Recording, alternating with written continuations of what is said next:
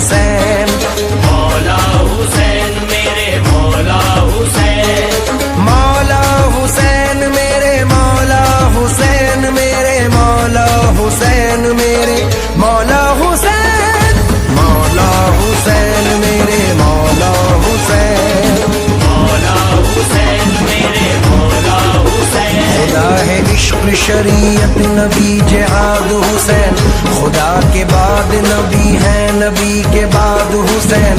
लहू की धार पे बुनियाद ला इलाहा रखी, शहीद है कि शहादत की जायदाद हुसैन, शहीद है कि शहादत की जायदाद हुसैन। खिताब करता है हर करबला के मिंबर।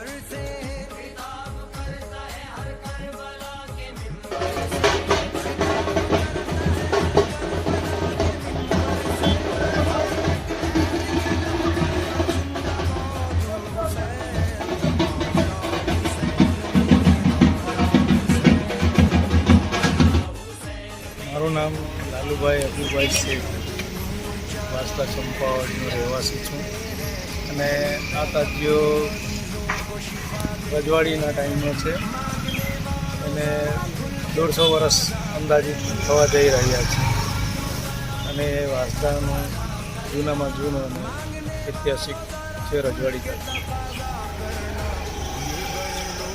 રજવાડી તાજીયા મતલબ એનું શું કહાની છે? કેટલા વર્ષ? એ મહારાજા સાહેબના ટાઈમથી મારા પપ્પાના નાનાજી હતા એ બનાવતા હતા। ત્યાર પછી મારા પપ્પાને એમને બધું વારસો આપવામાં આવ્યો। મતલબ પરંપરાગત તમે આ વારસો તમે નિભાઈ રહ્યા છો? મારા પપ્પાએ હું ઘરનો મોટો છોકરો છું તે હિસાબે મને બધું મારા હસ્તક છે। અમે બધા 4 ભાઈ છે અને 2 કાકાના છોકરા છે। અમે 6 ભાઈઓ તથા અમારા ફળિયાના જે ચંપાવાડી ફળિયાના તમામ હિન્દુ મુસ્લિમ જે છે છોકરાઓ તે આવે છે અને આ તાજિયાને બનાવવામાં અમને ઘણી મદદ કરે છે અને ઘણો સહકાર મળે છે એમના તરફથી પણ।